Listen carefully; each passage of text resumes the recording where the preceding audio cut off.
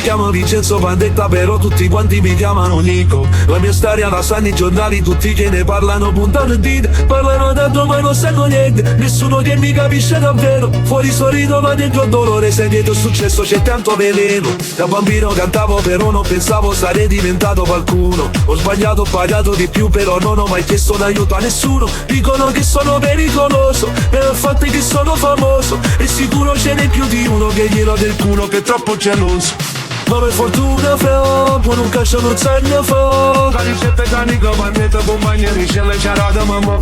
Io mi chiamo Vincenzo Pandetta, è l'unica mia colpa che porto cognome pesante. Ma sulle mie spalle peso la condanna gigante che non finirà mai. La rabbia è sempre la stessa, la testa è la stessa, la musica pesa però. Vogliono togliermi tutto, tenermi lontano da tutto, da tutti però. Sono ma con il mio pubblico che è pronto a tutto, loro mi conoscono, sanno che dico e sanno che non li deluderò.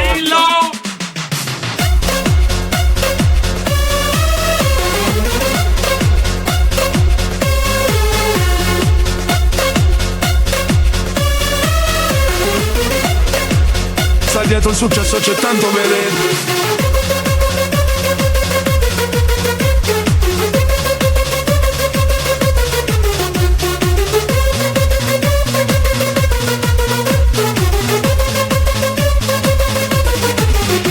Io mi chiamo Vincenzo Pandetta, però tutti quanti mi chiamano Nico. La mia storia la sanno i giornali, tutti che ne parlano puntano il dito. Parlano tanto ma non sanno niente, nessuno che mi capisce davvero. Fuori sorrido ma dentro dolore, se dietro il successo c'è tanto veleno. Da bambino cantavo però non pensavo sarei diventato qualcuno. Ho sbagliato, ho pagato di più, però non ho mai chiesto un aiuto a nessuno. Dicono che sono pericoloso, e il fatto è che sono famoso, e sicuro ce n'è più di uno che glielo del culo che è troppo geloso.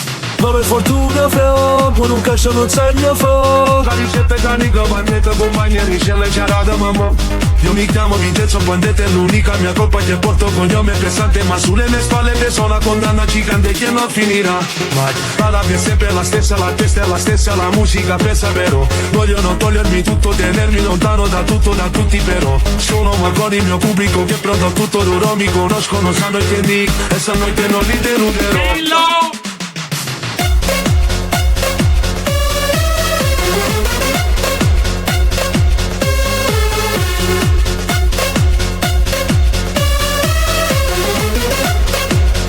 Dietro il successo c'è tanto veleno.